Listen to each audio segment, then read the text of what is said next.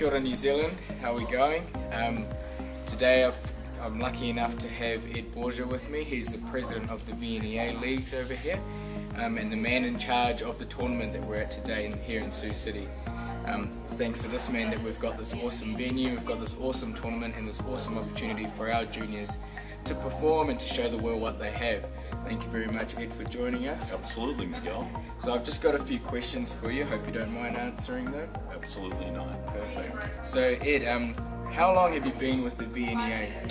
I've been for 36 years. The year after it started, we heard about this league and thought that it was something interesting to look into, because at the time, I mean, I have a vending company, and we wanted to, there's always been leagues around for generations, and what happened is usually someone would run off with the money, the whole program would fall apart. Right. So when we heard about this organization that was forming, and with the support that they had with it and the uniform rules, although they were much different than they are today at that time, but it was still standardized rules that when you went to any event that was a VNEA event, that everybody played by the same rules regardless of where they were from. So, there's always been rules, but the bar rules, last pocket, bank D8. Right. So when there was standardized rules, it made a huge impact on the whole growth of doing a league.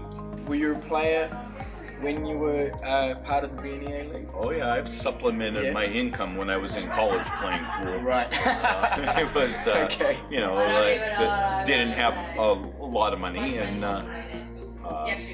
really loved the game. My dad was a very good pool player. We had a pool table at home, and I really enjoyed the game. My dad loved to beat me up on it quite a bit. He was a very good pool player, but it still is an intriguing game with angles and the whole concept of the thing. It's an inside game for you. This is something you compete against yourself. That's right. Yeah. And that's the thing that I think is the most intriguing thing about the game, and the thing that holds the most interest for me in it. I've always taught my students that you are playing against the game, not the opponent. That's right.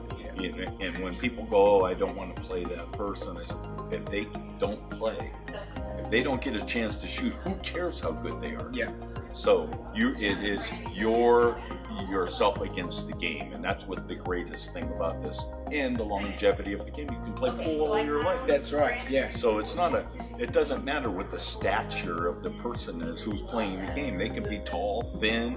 They may never be a soccer player or a football player, but they can be a great pool player. That's what I love about the sport. I do too. Charlie the cat is the mascot of the junior side of things. So where did Charlie come from? Well, Charlie, the founder of the VNEA, his name was Chuck Miller. Right.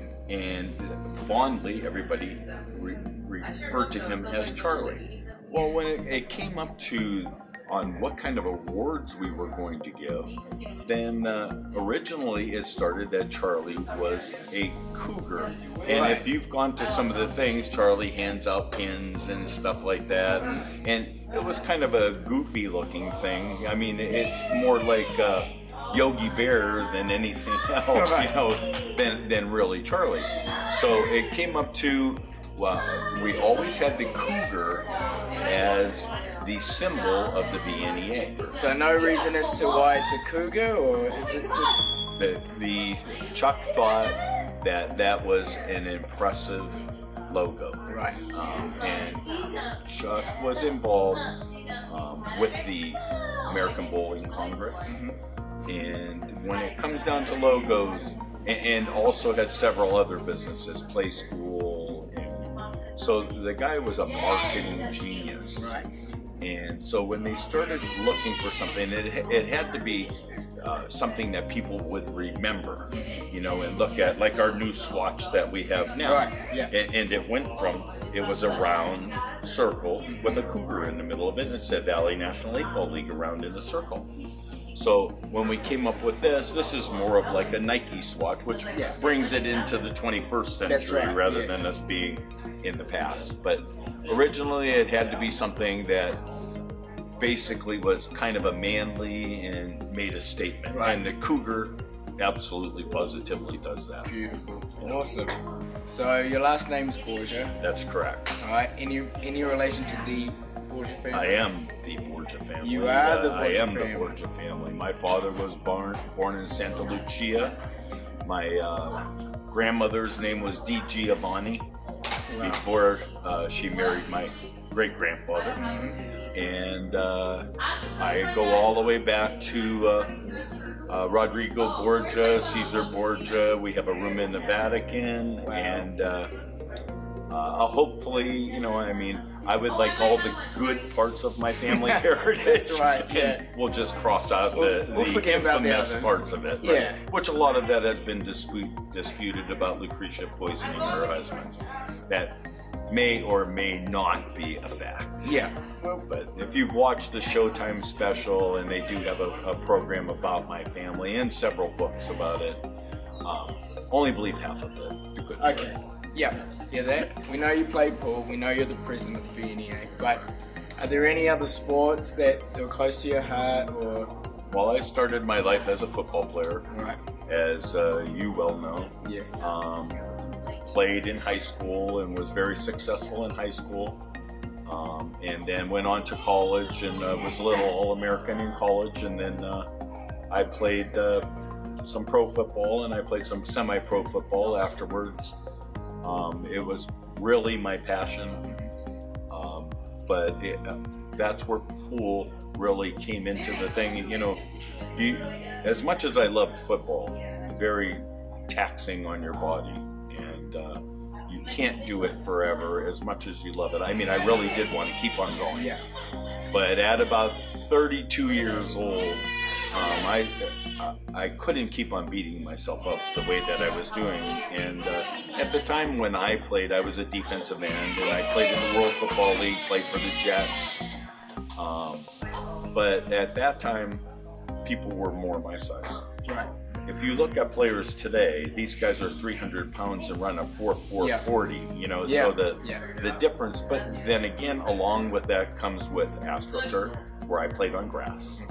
So, and equipment, which makes a huge difference in running shoes and stuff like that, and cleats, where they have soccer cleats today because you're running on a hard surface, where I would step into some cow pastures that I played at that time. So you needed those big cleats. So it was a lot different. As my career started coming to a close, which I mean, I really did. I loved the game. I loved the competition. I had a lot of testosterone. So I was, you know, drink beer, you know, one of those guys. Drink the shots, drink the beer, fall down, get back up again. Right. If I fell down now, you would have to help me. No problem. So big difference from, and that's where the pool came in. You know, I always played pool, and I needed to do something, and I needed something for the competitiveness of it. Yeah. You know, because when you play any sport and you play competitively, it is, like we said earlier, you against yourself. So it's the test. When you're running, if you're a runner and you're really tired, there's no one else pushing you to keep on running. It's yourself. It's the drive that you have within yourself. So I needed something, and then it went into pool. And as far as the VNEA goes, I was always a very good pool player. And then I got into the instruction. As I got older, became a VNEA certified instructor. Now I'm a VNEA master instructor. So to teach the game to somebody, I mean, the most rewarding thing that I think that I have ever done, watching these kids grow up and be great pool players. And today I'm teaching the kids of kids that I taught. You know, so that I've got like my grandchildren I'm teaching to play pool, because the kids that I teach are more like my kids. And so it's really a tribute to they're very protective of me, all my former junior students, and it really makes me very happy that they feel enough that they want to bring their children for me to teach them to play pool, because a lot of these kids are better than I am now because I didn't start, I mean, competitive pool probably until I was 16 or 17 years old, where I'm teaching kids at 7 years old. Right. So they're playing for 12 or 14 years by the time that they come into an adult league. So they have, it's such an advantage.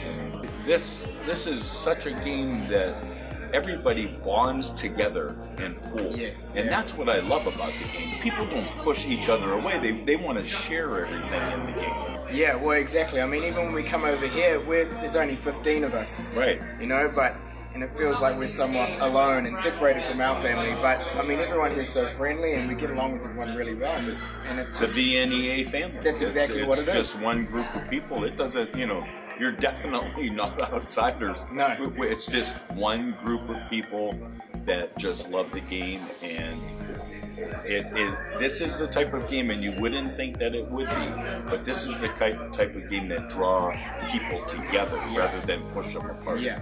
It's sharing, and it's the camaraderie in the game, because no matter what, you never master this game. No. Ever. There's always more to Never. learn. There's That's always exactly more right. to learn. And there's always more to share about it. So that's what I love the most about it. I mean, you will never perfect the game. Yeah. You're never going to perfect So I it. guess if you have the thirst for that knowledge, it's endless. That's right. You're just going to keep going. And Right. That's the beautiful part about the game. The difference from when I started playing pool a long time ago is people didn't share anything at that time. Because if I told you something and we played a match and you used what I told you to beat me, somebody else would be really upset about it. Yeah. Nobody shared knowledge. Yeah. Everybody shares the knowledge now.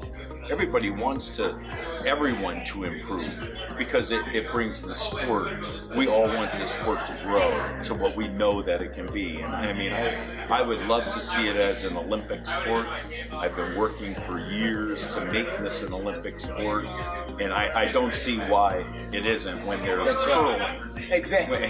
How many people curl in the United States as opposed, or the world, as opposed to playing pool? That's right. People play New Zealand, Australia. Look at the VNEA International Championship. 17 countries. Yeah, that's right. Different yeah. countries. You know, Got it's Portugal in there amazing. as well. It's Right, Portugal, yeah. Spain, Finland, Germany. Yeah, I think that's the I mean, next step, really.